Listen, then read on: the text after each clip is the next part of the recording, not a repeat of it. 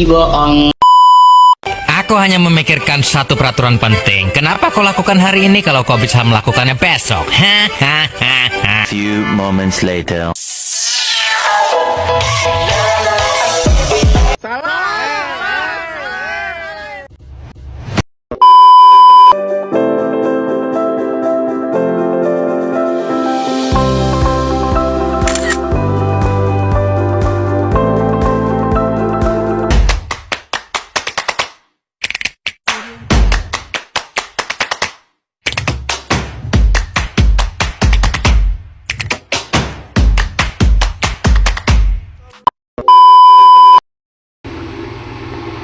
Oke, di sini saya akan uji data mentah yang ada. Pertama kita masuk ke SPSS. Nah, di sini saya sudah masuk ke SPSS. Kemudian pada variabel view, pada kolom pertama kita ketik kelompok. Kemudian pada kolom kedua kita ketik pretest. Kemudian pada kolom ketiga kita ketik posttest. Lalu kita lihat di bagian values. Di bagian value itu kita ketik 1 dan di labelnya kita ketik eksperimen. Kemudian add. Setelah itu di bagian value-nya juga tetap itu kita ketik 2 dan di bagian labelnya kita ketik control. Setelah itu add, klik OK. Nah, kita lihat di bagian measure, di bagian engkau pertama kita klik nominal dan kedua kita klik scale.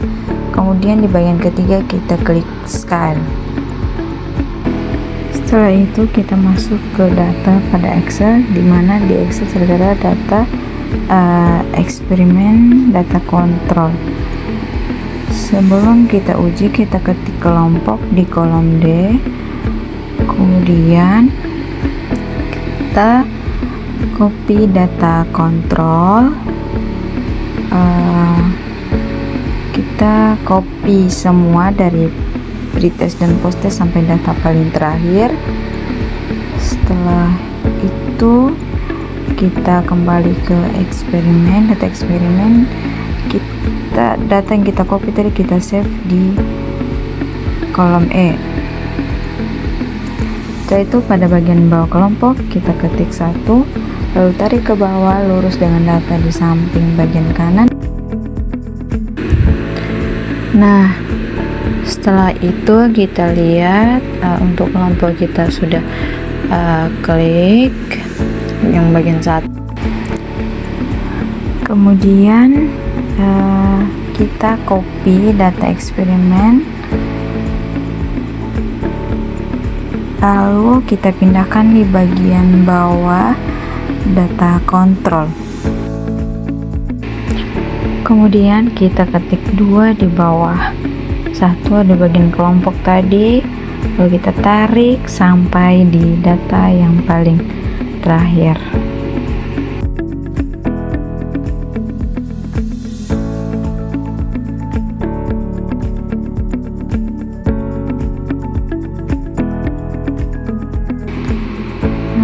Setelah kita atur semua, nah di sini kita akan copy untuk untuk kelompok pretest dan posttest.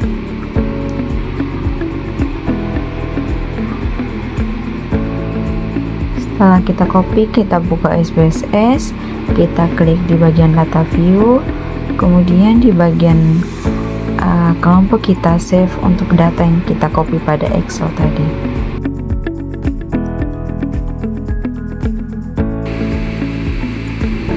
Nah, sebelum kita melihat posttestnya, kita harus tahu dulu kemampuan awal siswa apakah ada perbedaan atau tidak.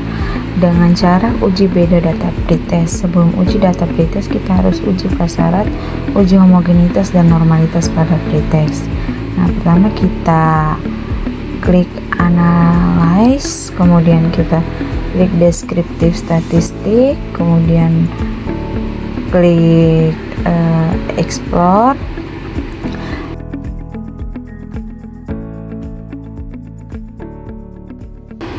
Nah, setelah itu untuk kelompok kita guys masuk di kolom kedua atau external list, kemudian pretest kita guys masuk di kolom pertama, dependent list.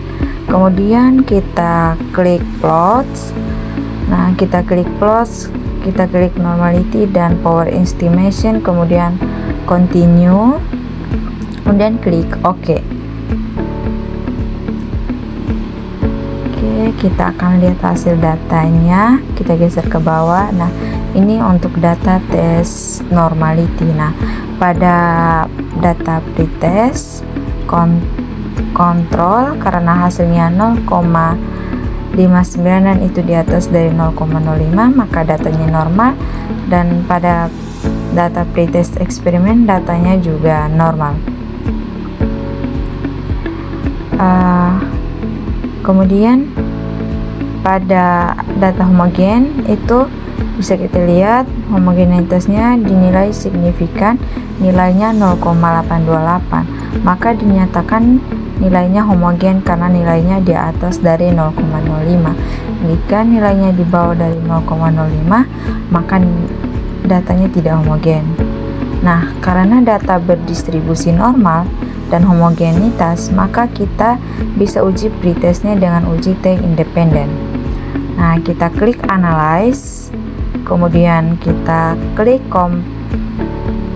comparison, kemudian kita klik independent sample t-test. Nah, kemudian ke kelompok untuk pretestnya kita akan masuk di test variabel.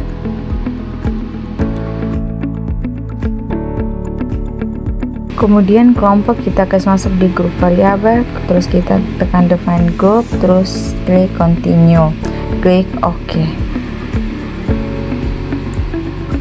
Setelah itu kita lihat pada signifikan dua Toilet karena nilainya 0,113 dan di atas 0,05, berarti kemampuan awalnya kelas kontrol dan eksperimen itu sama.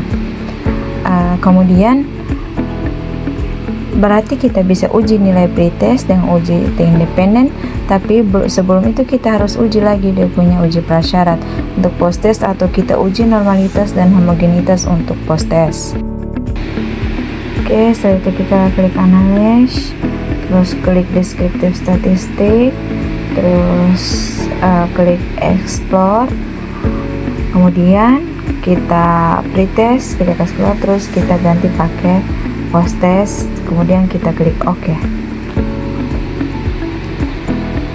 Oke, nah ini hasil datanya. Kita lihat pada ini data normalitas.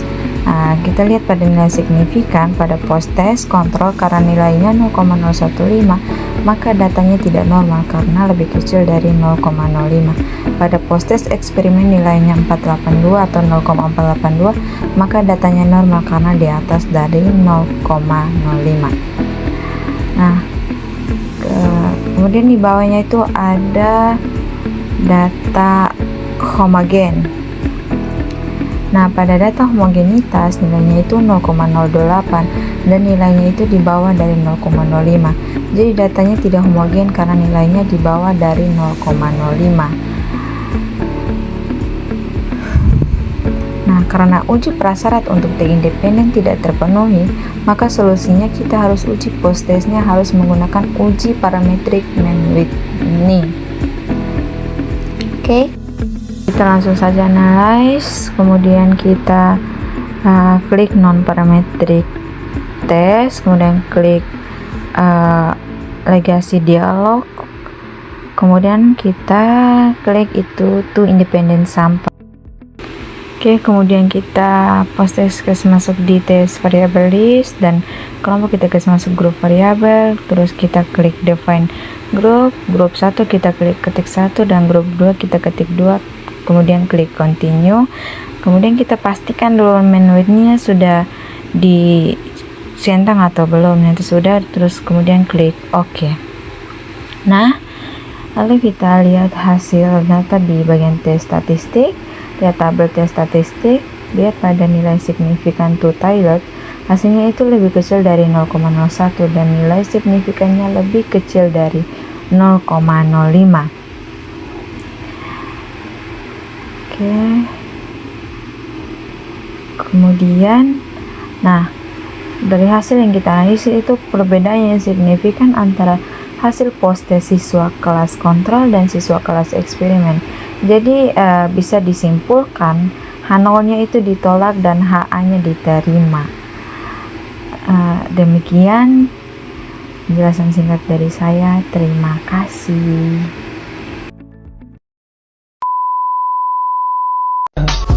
I just had to let you know you're